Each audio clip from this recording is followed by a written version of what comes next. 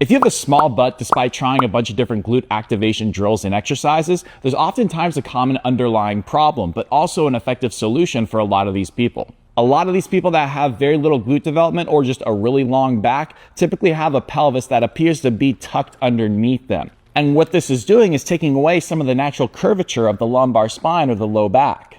Now here's where it gets interesting. When the pelvis is stuck in kind of this tucked under position right here, the glutes are tight on the back side of the pelvis and they're sort of compressing it and pulling the pelvis underneath them. So the glutes are constantly in a relatively shortened position. Now think about it. Have you ever seen someone that has one of these sway back postures with really well developed glutes? Probably not. A lot of the people with really big glutes tend to have more of an extension biased posture because that allows them to leverage the glutes effectively.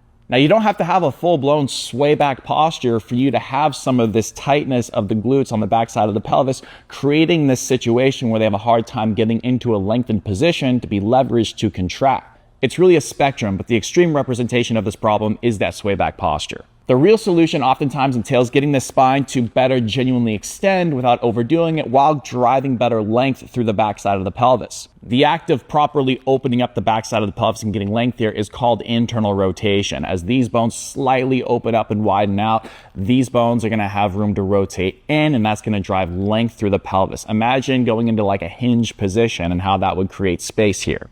Here's a really effective exercise I like to use for people with this problem. To do this, find a table about waist high and place a foam roller in your mid to upper thighs.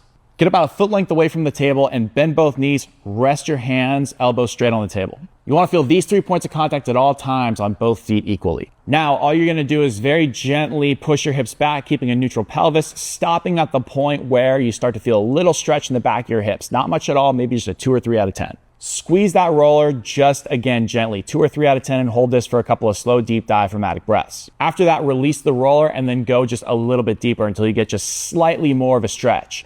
And then re-squeeze the roller and hold this for another 2 to 3 breaths. After that, keep repeating the process until if you were to go down any lower, your back would round or would arch, you'd start to feel tension in your back and not a stretch through your glutes.